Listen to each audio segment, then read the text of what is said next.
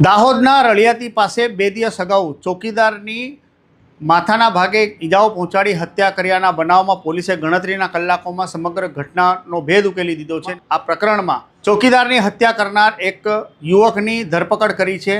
આ પ્રકરણમાં માત્ર વેસ્ટેજ ભંગાર બીણવાની નાનકડી બાબતમાં આક્રોશમાં આવેલા યુવકે ચોકીદારની હત્યા કરી છે। હવે પોતાની જિંદગી તો જેલના સલાખો પાછળ નાખીને અંધકારમય બનાવી દીધી છે, પરંતુ આ હત્યામાં તેને એકલા ચોકીદારને નથી માર્યો, તેના 2 બાળકો જે પહેલેથી જ માતાનું છત્ર ગુમાવી ચૂક્યા હતા, હવે તેનું પિતાનું છત્ર પણ ગુમાવતા બંને નોંધારા બન્યા છે, અનાથ બન્યા છે।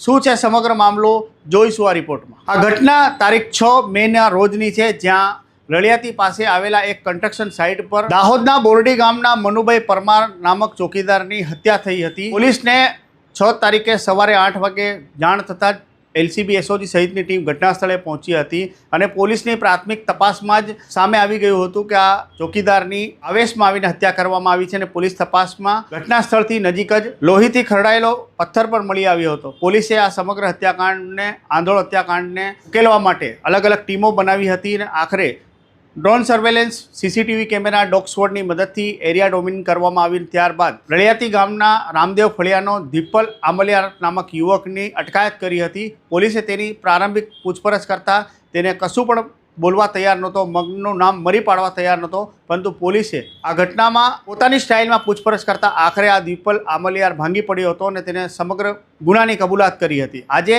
દાહોદ ડિવિઝનના ડીવાયએસપી જગદીશ ભંડારીએ આ સમગ્ર પ્રકરણ બાબતે પ્રેસ કોન્ફરન્સ કરી હતી અને તેમણે સિલસિલાબંધ વિગતો રજૂ કરી હતી। શું કહ્યું હતું તેમને, જોઈશું આ રિપોર્ટ। રળિયાતી રોડની બાજુમાં એક અંડર કન્સ્ટ્રક્શન સાઇટ ચાલે છે, જ્યાં પુરાણું કામ ચાલી રહ્યું હતું।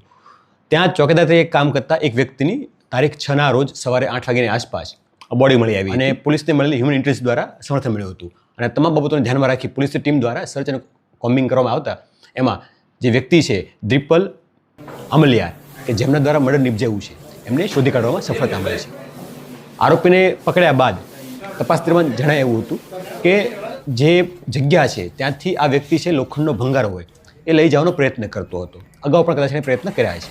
આ દરમિયાન આ ચોકીદાર છે મનુભાઈ પરમાર, એમણે એમને રોકવાની કોશિશ કરી હતી અને જે બોલાચાલી થઈ હતી, આ અન્વયે આરોપી દ્વારા તેમને માથાના ભાગે પથ્થર મારી એમનું મોત નિપજ્યું હોવાનું પ્રથમ દ્રષ્ટિએ જણાવ્યું છે।